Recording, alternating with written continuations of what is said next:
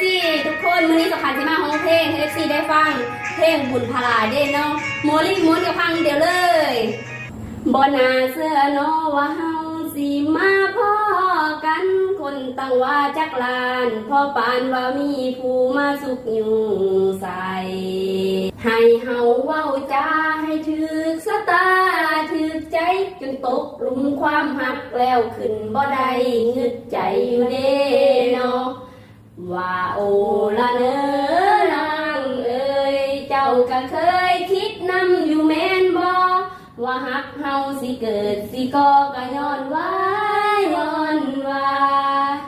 ย้อนบุญพลาเด้น้องพาเฮามาพบพ่อหูสึกคือกันอยู่